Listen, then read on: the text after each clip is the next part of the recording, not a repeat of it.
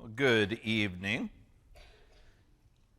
It is time for us to get started with our discussion this evening as we are working our way, kind of running an overview of the Old Testament, where we are picking up many of the narratives, highlight moments, spending some time in them, which we have been spending quite a bit of time in, especially 1 Samuel, from the end of Judges all the way up to about chapter 17. And then we spent a little bit of time finishing up 1 Samuel, getting into 2 Samuel last week. Let's make sure that we are remembering exactly what we're doing, what our timeline looks like. If we're going back and looking at our timeline, where does this all begin?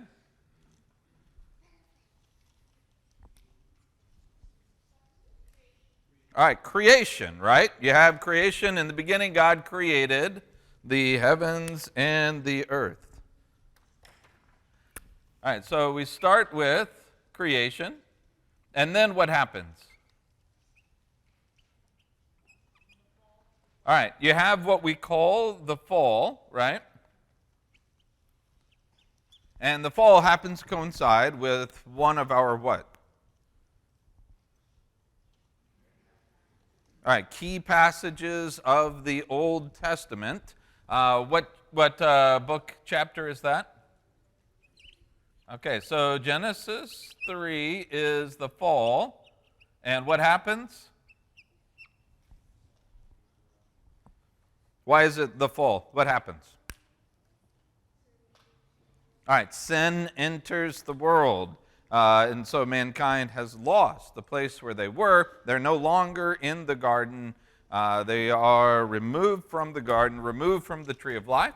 And then moving forward, who can tell me some major events that take place in Genesis 1 through 11?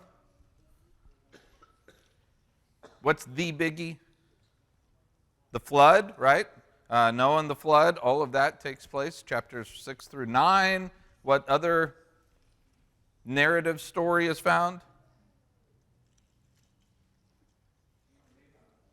Okay, well, Cain and Abel, part of the Genesis 3 narrative, Genesis 3 and 4 packaged together, so part of the fall goes into Cain and Abel, and the story that takes place between the brothers and their worship. And then, all right, the Tower of Babel, also there in chapters 1 through 11, until we get to what chapter? All right, so Genesis chapter 12. And what happens in Genesis 12? All right, you have the promises to Abraham. What were the three promises we focused on? Okay, so nation, and that nation would be given land, and then from that nation would come the seed. So nation, land, and seed. All right, so now we have Abraham. Also, we call these really the patriarchs. Who are the other ones? Abraham's son? Jacob. All right, Isaac, and then Jacob. And then, all right, really the narrative that takes the last part is Joseph, but really Joseph, his brothers, all of them, which brings God's people, God's chosen people from Abraham to what place? All right, Egypt, where they are what? They are enslaved in Egypt. So, how do they get out of Egypt? Joshua? Moses. All right, very good. This is when Moses comes onto the scene. And when God sends Moses back to the Pharaoh, what does he use to bring them out of Egypt? 3 plagues. Okay, the plagues, more than 3. How many? 10, right? There were 10 plagues. And what was the final and last of those plagues? Yeah?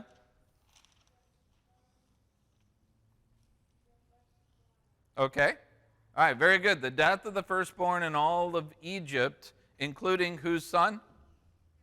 Pharaoh's. How did the Israelites escape that?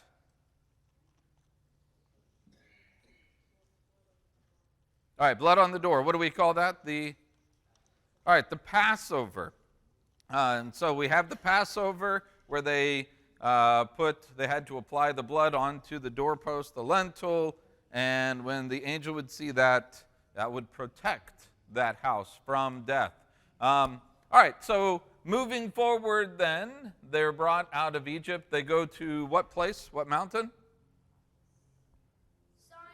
Sinai. They come to Sinai, where they are told in chapter 19, Exodus 19, they would be a what?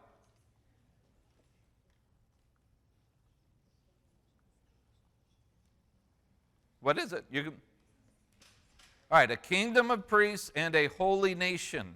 That is their role in the world, that they are going to become a nation which serves as a priesthood to all the other nations. They're a kingdom of priests and a holy nation. And they are what do they do while they're there? They receive the 10 Commandments. Okay, very good. Exodus chapter 20, they receive the 10 Commandments. Chapters 21, 22, 23, they are given the book of the covenant. And then what?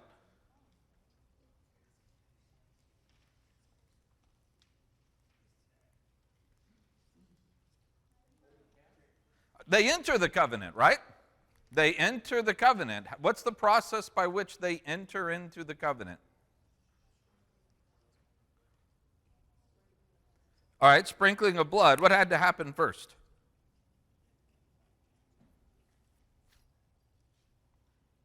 Joshua? Joshua, go ahead. What had to happen? They spread the blood on the altar. Okay, all right, very good. Even before that, the first thing they had to do, they had to agree to the terms. All that the Lord has said, we will do, we will be obedient. They had to kill the bulls, and then they took half the blood, as Joshua said, and they sprinkled it on the altar. And then the other half they sprinkled on the people. In this way, they entered a legally binding covenantal contract with God. What chapter does this take place? All right, Exodus chapter 24.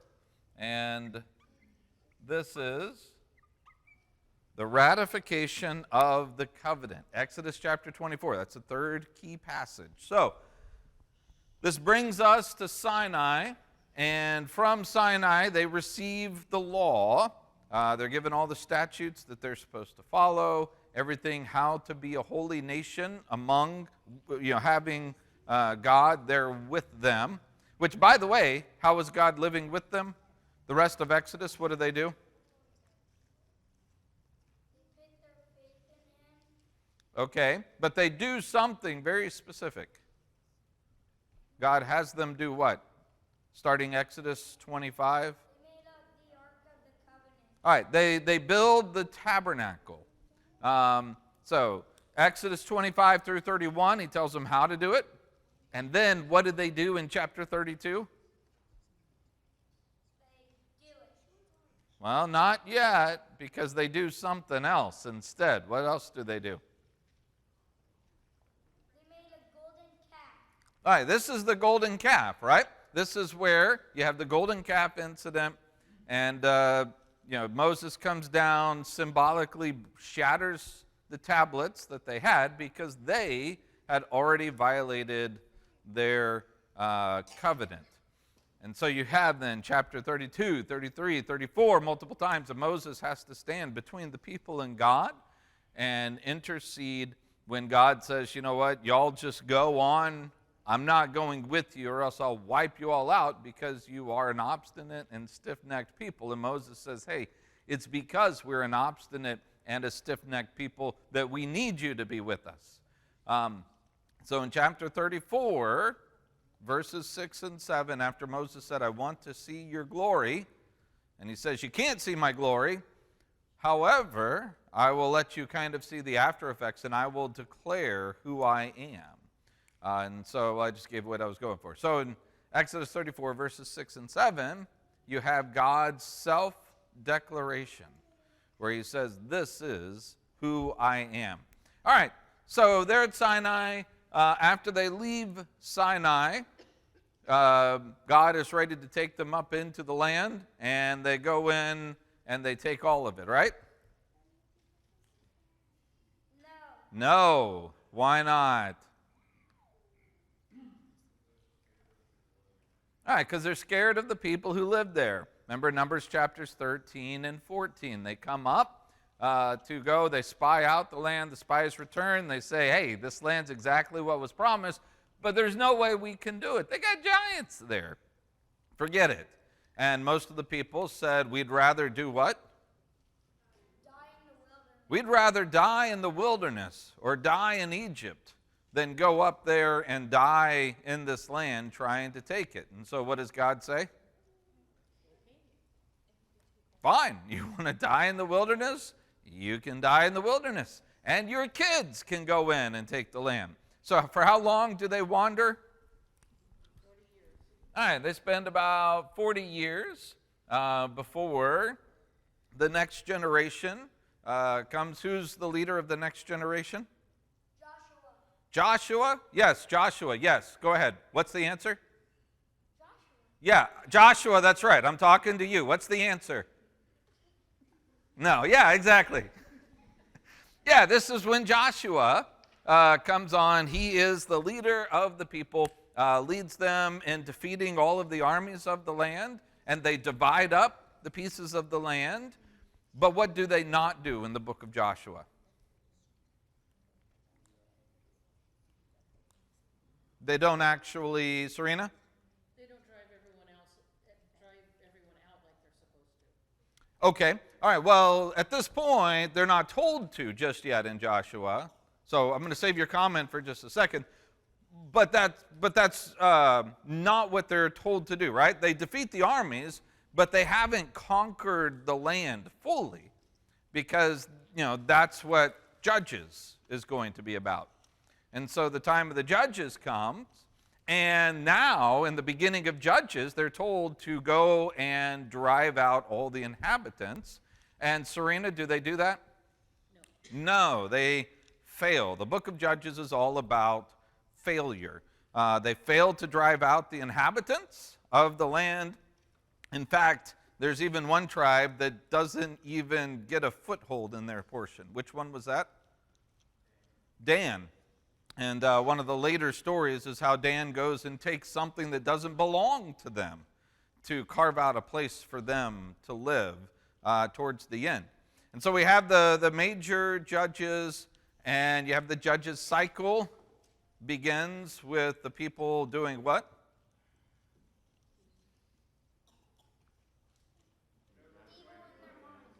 Okay, yeah, the people sin by doing what's right in their own eyes, right?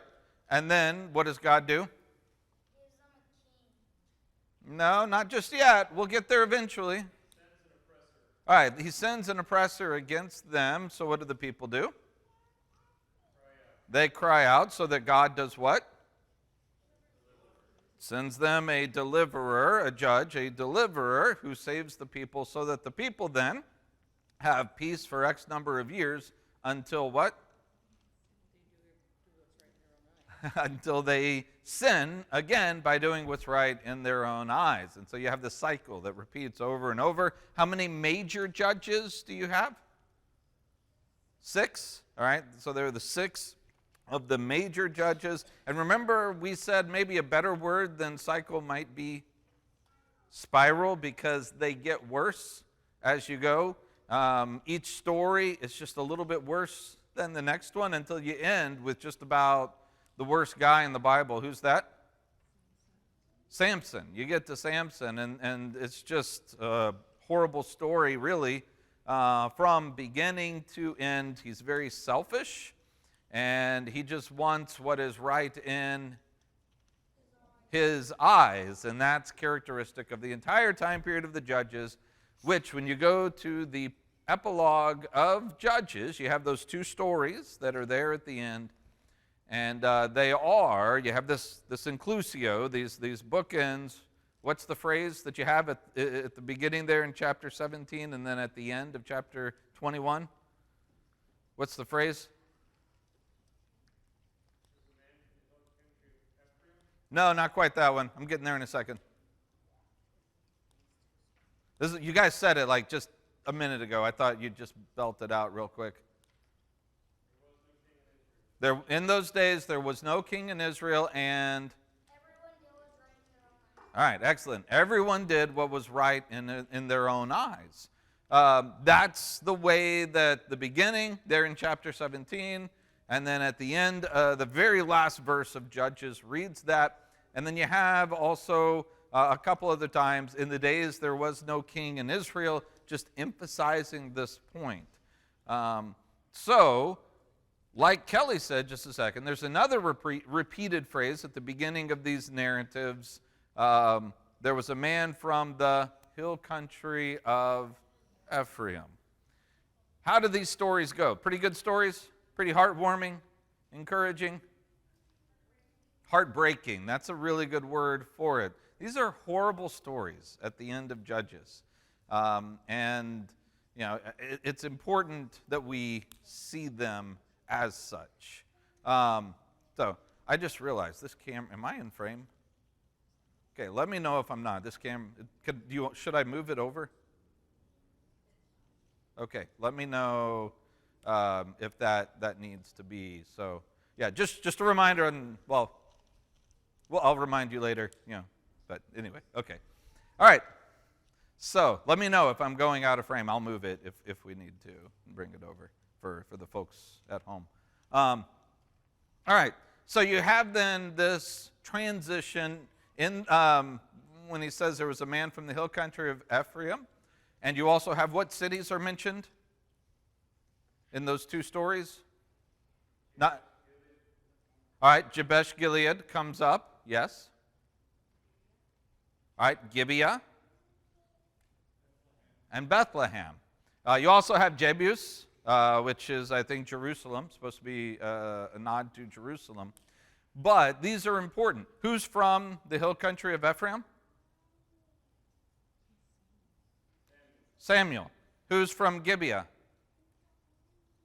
Saul. Who's from Bethlehem? David. All of these cities at the end of Judges come back up again when you get into 1 Samuel. And you see the origin stories for the main characters of 1 Samuel. The seeds have already been planted at the end of Judges for all of these cities. And then especially you see this narrative connection with what Kelly was saying.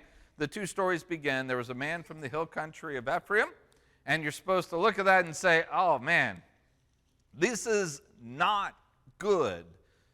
Good things don't happen when you have a man from the hill country of Ephraim. Well, how does the next book start? How does the next scroll, Samuel, how does it begin?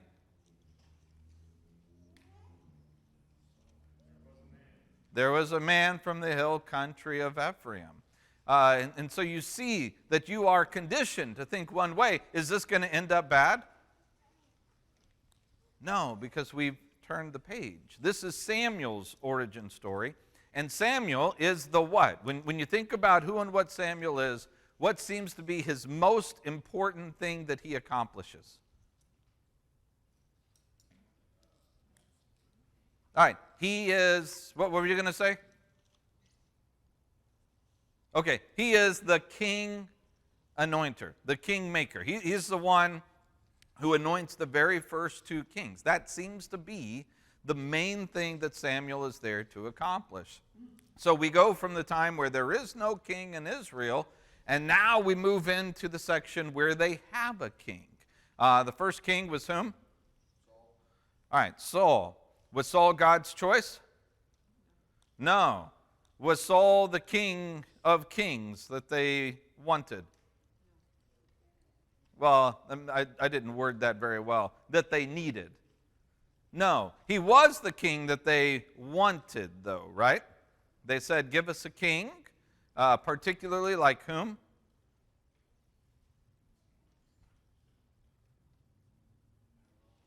The king of Ammon, right? Nahash, the king of Ammon.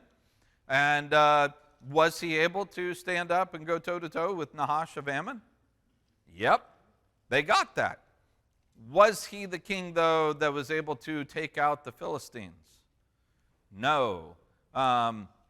Who is the one that was going to do that? It was going to be David, right? So there are two chapters to remember as far as Saul's concerned, his two failure chapters. What was the first one?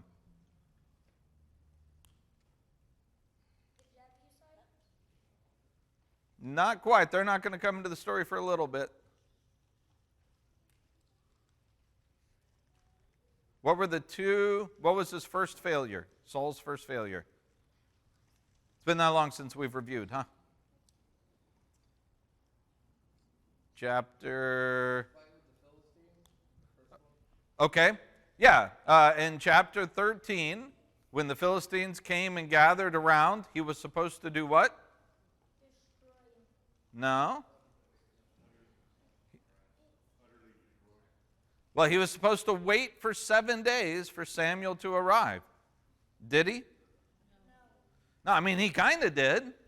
It was just finally, at the last moment, right before he was finished with the whole 7 days, he's like, well, I can't wait anymore. I mean, he waited almost the entire time. But then he offers a sacrifice, and who shows up right at that moment? Samuel does. And he's like, you did what you were not supposed to have done. So that's the first one, chapter 13. Then chapter 15, with what group of people? Not quite yet. All right, the Amalekites. And with the Amalekites, what was he supposed to have done? All right. Utterly killed, destroyed everything, I think, everything that was there at the battlefield. Totally destroy it all, not take anything. Did he take anything? Yes. What did he take? Took Agag, the king of Amalek, and also, all right, the very best of the spoils, to do what with them? All right, very good. To offer them as a sacrifice. So it's not like he was taking them to make his flocks bigger or anything. He was taking them to offer them. But is that what God wanted? No, right? Obedience is more important than sacrifice. To heed is better than the fat of rams. What was most important to God was simple obedience. So the first one, he said, I'm going to take the kingdom away from your family. You could have had an enduring kingdom. You won't. It's going to go to someone else whose heart is like mine. Chapter 15, he says, now I'm going to take the kingship from you and give it to someone else. So we go from 15 into 16, and that someone else again is David. All right. So David is anointed in chapter 16. Does he have a demonstration that he does? Yeah, chapter 17, right? In chapter 17, he defeats Goliath, the champion of the Philistines. And remember, that whole picture is supposed to be a picture that takes us back to what passage? All right, Genesis chapter 3 and verse 15, and the prophecy that was given to the serpent about the seed of the serpent and the seed of the woman, that there would ultimately be the crushing of the serpent's head and the victory of the seed of woman. And this is a type for that. It's a picture of that taking place, where we see the picture of God's champion coming out and doing what nobody else there was able to do. So, That gets us through David and Goliath. At that point, we kind of sped up the rest of this. Saul's going to become very envious or jealous of the things that are being said about David. He's going to pursue him. And you get to the end of 1 Samuel, and finally you have a battle that takes place with the Philistines. Who dies in this battle? All right, Saul and all of his sons. And then word comes back to David, and David is eventually then crowned the king as you get into 2 Samuel. There's a little bit of a civil war that takes place. Eventually, by chapter 5, David becomes the king over all of Israel. David defeats a group of people. Joshua, do you know what group of people David finally defeats?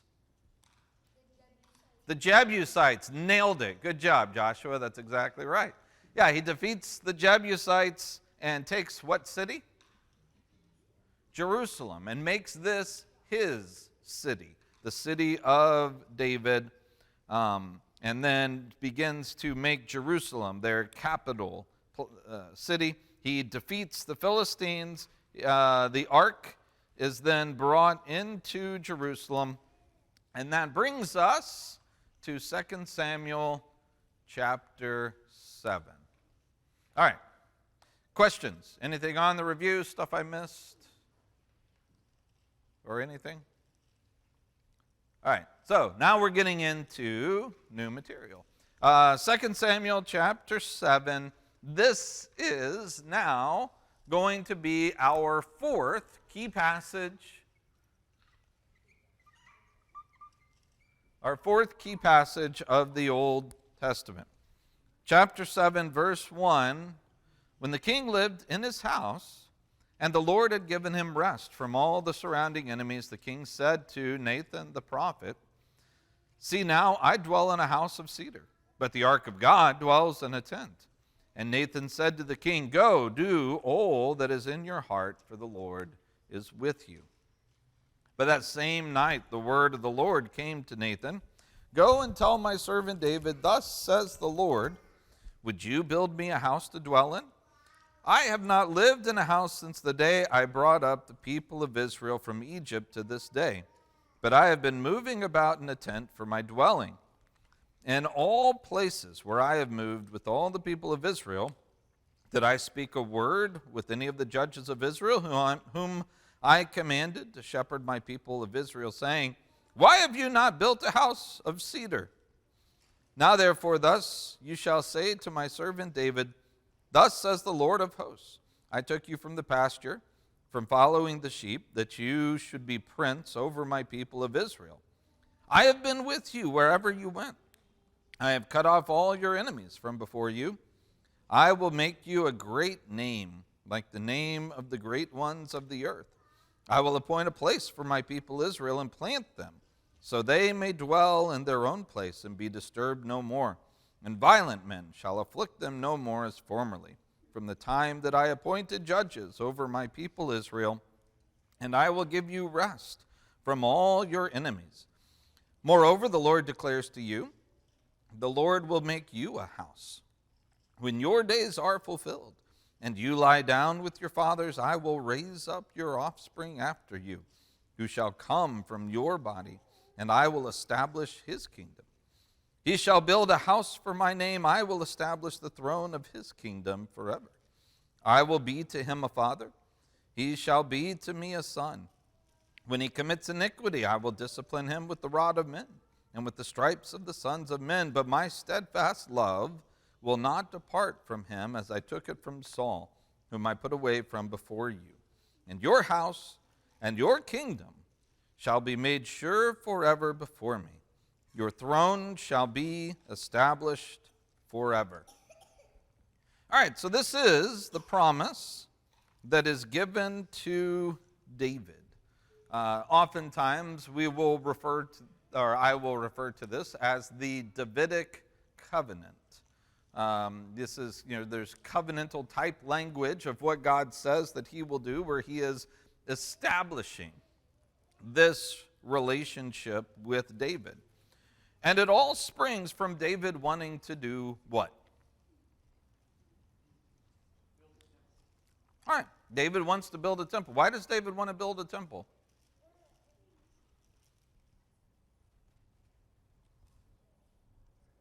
All right, because he wants to glorify God. Yeah, absolutely. Why else?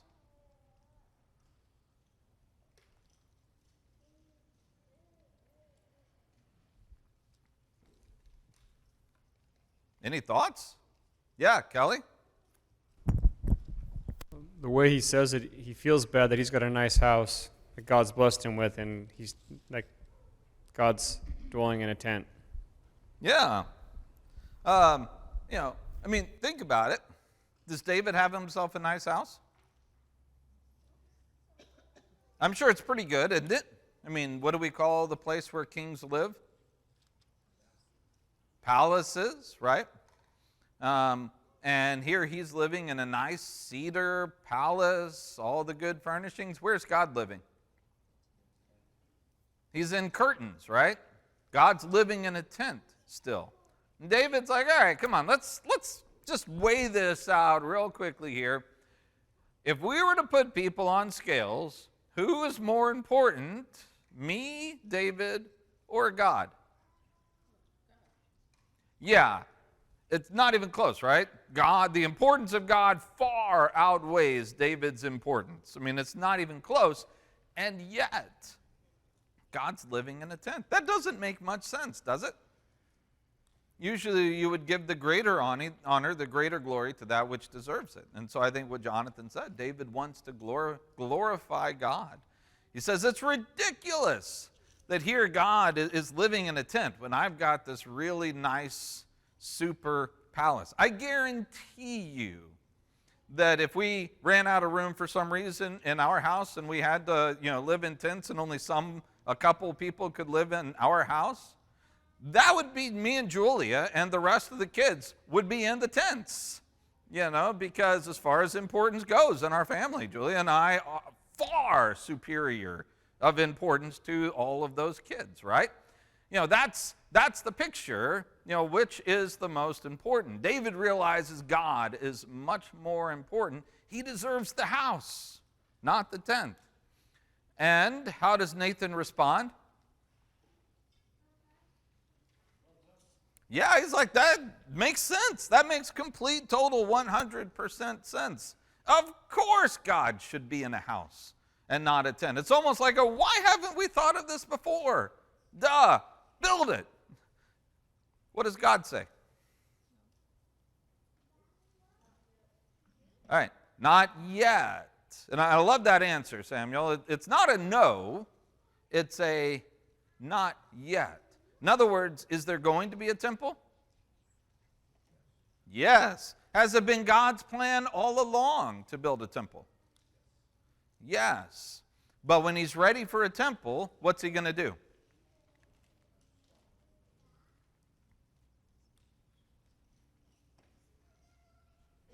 What's he say? When he's ready for a temple, what's he going to do?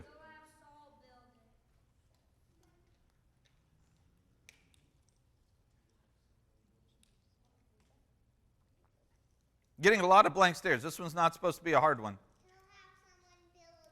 Yeah, exactly. Serena? David was a man of war, so he wasn't going to be the one to build it. Well, we're not answering that question yet. He was going to have it built at the right time by the right person. Okay. What would he do when it's that time? He would make sure that the Okay. directions were given. Look in here. What does he say? In all this time, have I ever what? Have I ever asked for you to do this? When the appropriate time comes, what's God going to do? He will appoint a place for my people Israel, and I will plant them that they may dwell in a place of their own and move no more. Yeah, I think the idea he says, he's getting across is, look, I appreciate that you want to do this. I haven't asked for it. And I'm not going to ask for it until I'm ready for it. And he goes, when the time comes, yeah, I'll ask for it. And we'll have it then. But as of right now, God says, y'all are not ready yet to build a temple. This whole system is not ready yet to have a temple built. And this goes to what Serena was answering just a second ago. Let me use this one right here to look at this. I've got this somewhere else that we're going to turn to in just a second. But he says to David, verse 7, in all my journeys with all the Israelites, have I ever spoken a word whom I commanded, asking, why have you not built me a house made from cedar? So now, this is what you are to tell David, verse 8. I have taken you, he talks about David, I've been with you wherever you've gone. I've destroyed your enemies before you. I will make a great name for you, like that of the greatest on the earth.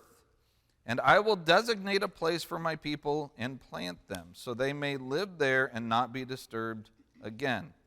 All right, I'm getting a little bit ahead of myself. Let me ask this question, and this goes to what Serena was saying a second ago. Why is David not qualified to build this temple?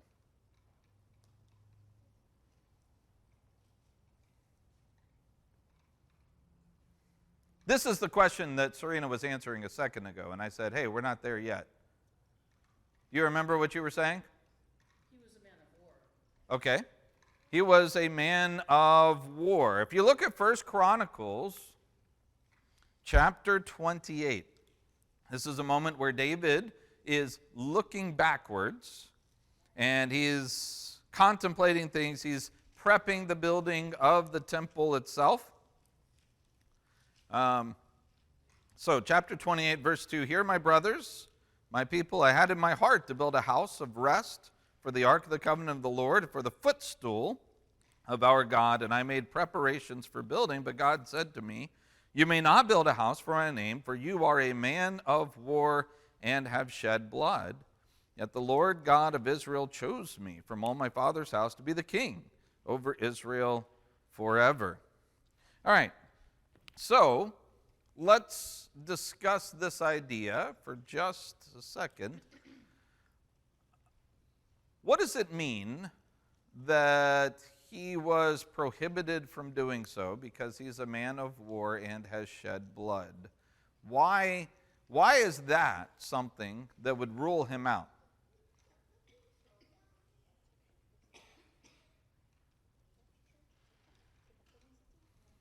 I mean, isn't that what God wants him to do? Yeah, hold on 1 second, Sue. We want to make sure everyone can hear this. Go ahead. I think it may have had something to do with Uriah and Bathsheba, because he wasn't just a man of war, he had them kind of... Well, keep in mind, though, at this time, in 2 Samuel chapter 7, has Uriah come onto the scene and Bathsheba? Yeah, not yet. They will next week in our discussion, and we'll talk about that extensively at that point. So I think the shedding of blood here is very much like killing Goliath, or killing the other Philistines, or the Amalekites that we talked about this morning, or others. It's, he's a man of war. He's shedding blood.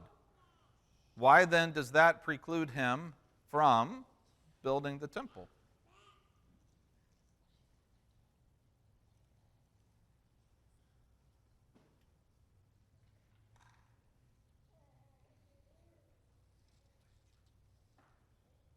Yeah, Kelly? I think you're getting a lot of blank stares because I've always wondered that. Okay. It doesn't seem right or fair. Yeah.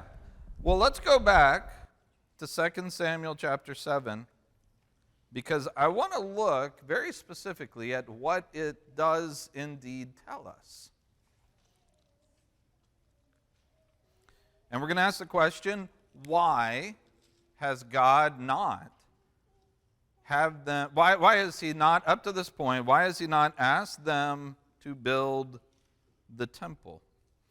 Because he says, look, through all the time the time after Israel left Egypt and dwelling in the wandering, have I ever asked them, build me a house made out of cedar?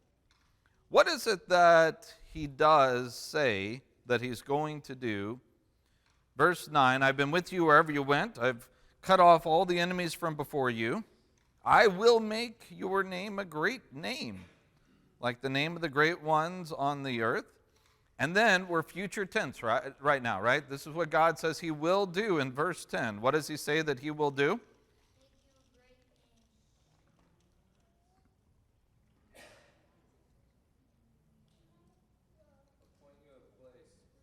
Okay, I will appoint a place for Israel, and I will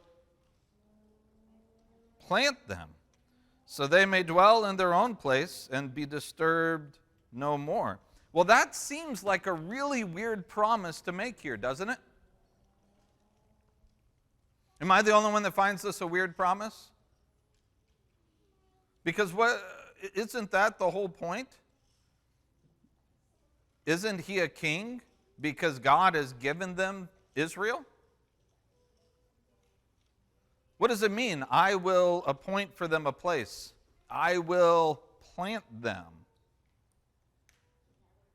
that they may dwell and be disturbed no more. I thought that's what they already had. Don't they? All right, say that again. All right, say it louder for the people in the back. Not completely. Yeah, Dave says not completely. Is he done fighting? Is David done shedding blood? Is Israel firmly planted as of this moment? Not yet. The conquering of the land that ultimately begins in the time of Joshua, is it even finished yet? I mean, David just took Jerusalem, right? And if you know on your map, and you get my beautiful map doing right here again. Where is Jerusalem? Up here? Someone point to it. Thank you. Yes, they pointed right to it. Exactly. You've got Jerusalem around. They just took this area. This has been outside of Israel's hands all the way up to the time of David. They didn't even control this part. And David is not finished yet. David still has a whole lot of more warfare to go through after 2 Samuel chapter 7. He's going to be fighting battles even to the very end in his old age. And it's not going to be until after the reign of David that he's going to pass on to his son a kingdom that's controlled from where to where? Okay, well, 1 Kings.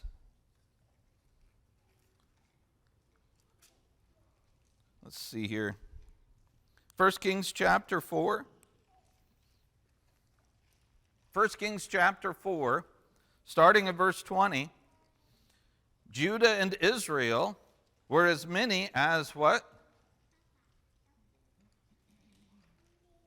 The sand by the sea. They ate and drank and were happy. And Solomon ruled over the kingdoms from where?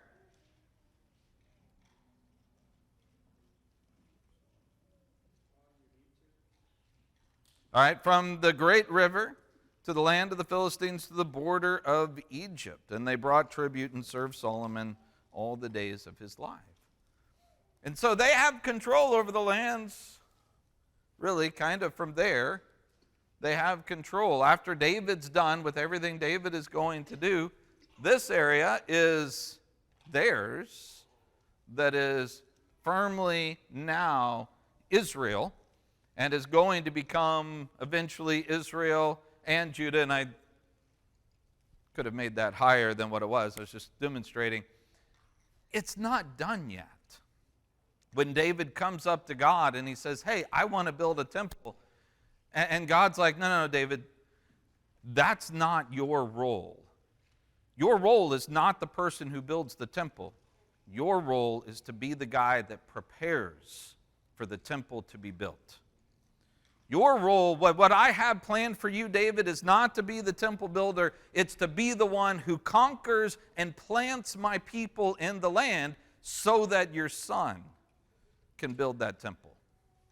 Can you see why it was problematic for David? David could not build that temple because they had not conquered all the land yet. His job was to be the one who fights the battles, sheds the blood, and conquers the land. That was his God-given role. And after that's done, what's God going to do at that point? He's going to ask for his temple. Does that make sense? Why is it that David was not allowed to build the temple because he had shed blood and fought in wars? It's not because those things disqualified him from being someone who's allowed to do it. It's because that's what his job was, to prepare the way for the one who was going to build the temple. Does everybody see that picture? All right, questions about that? Because that's a very common thing, just to say, well, David couldn't build the temple because he had blood on his hands. And therefore, God, there was something about that made it to where he wasn't allowed to be the king who built the temple. And I think that's misusing what's going on. God is telling him that his purpose, the role that he plays, is not the temple builder. But is God appreciative of the gesture? Yeah. And so what does God promise him? He says, I know you wanted to build this house for me, and I'm telling you no, because that's not your job. That's someone else's job. It's going to get done, but it's someone else's job. But what does he tell him he will do? All right, establish his kingdom. In fact, the way that he words it, let's see here. Verse 12, verse 11, from the time I appointed judges, my people, he says, in the middle of verse 11, I will give you rest from all your enemies, and the Lord declares to you that the Lord will make you a what? A house. Why is that word significant, a house?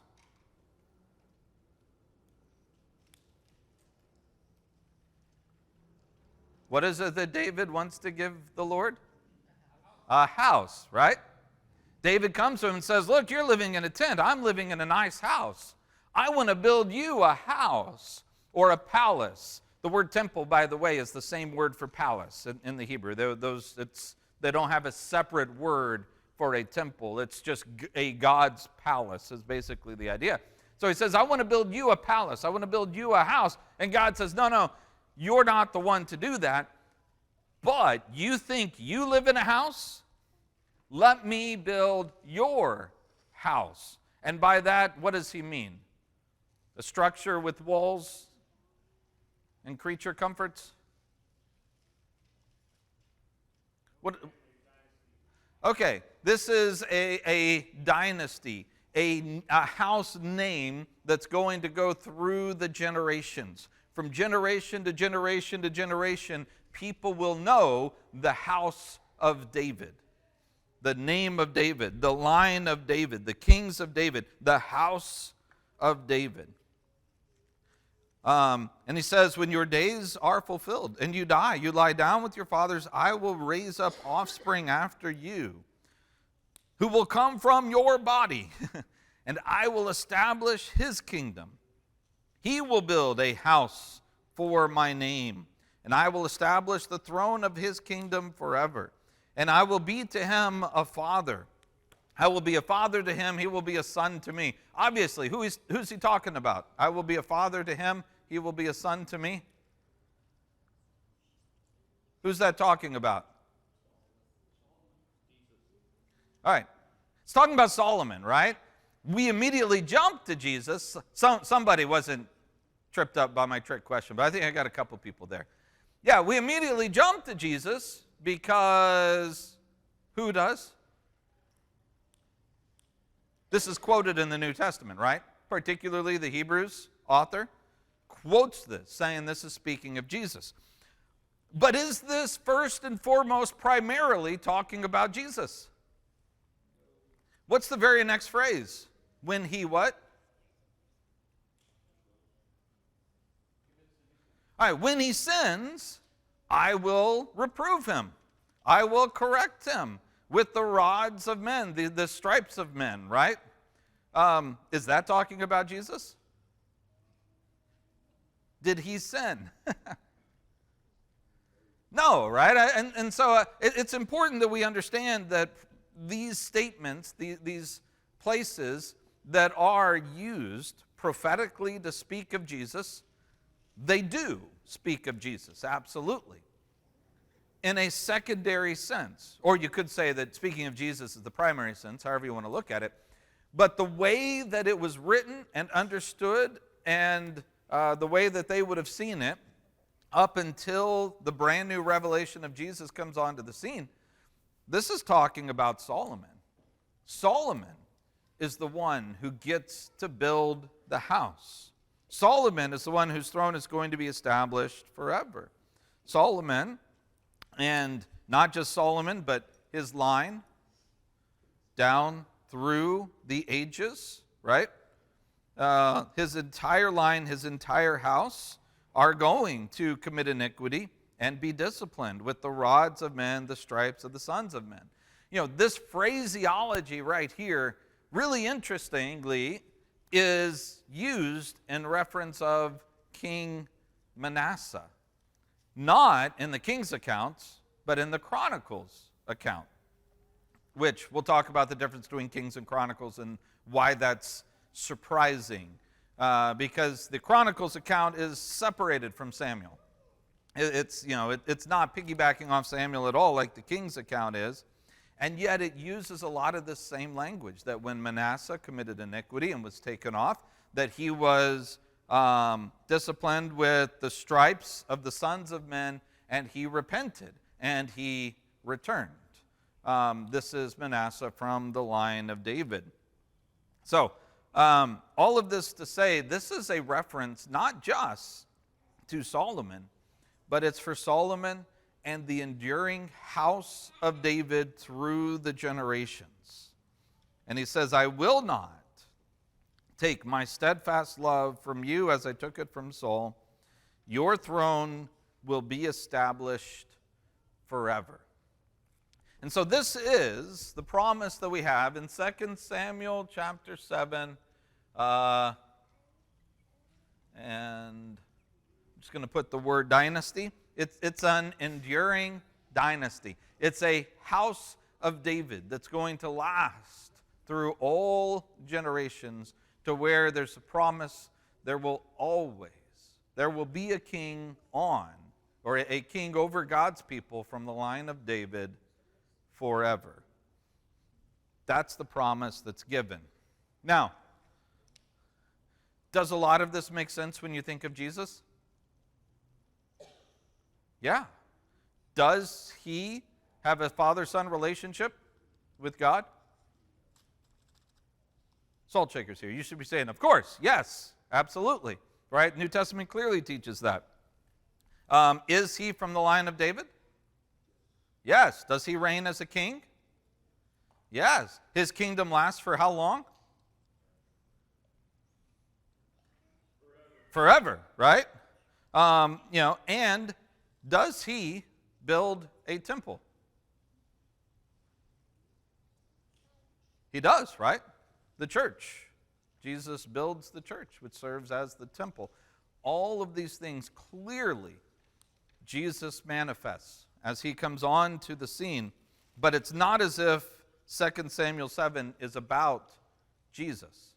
It's about Solomon and what's going to happen moving forward. All right, we are out of time. Next week, we are going to spend our time looking at the David and Bathsheba narrative.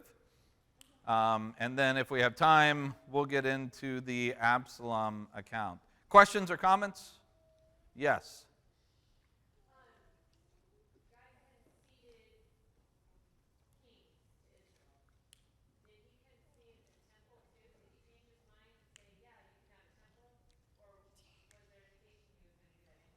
God conceded kings to Israel. You're talking about like in 2 Kings 12? I'm Yeah. sorry, 1 Kings 12, They when wanted a the king. split? We want a king, give us a king like the other nations. Oh, you don't have a Oh, house. back then. Okay. I don't know. I don't know if I would say he conceded kings. He was going to give them a king. Having a king was part of his plan all along. Right, Jesus. Right? David. Da- Yeah, David is the king that all along he Okay. intended to have. Did he allow them to have Saul and concede in that way? Yes, but this seems to be a different scenario. Okay. So this one is to glorify God. The other one was in a rejection of God. And so, but that's just my first initial response. It's an interesting question. All right. So very good. It's a good one to stop on for you guys to think about. And all right. Thanks a lot, guys.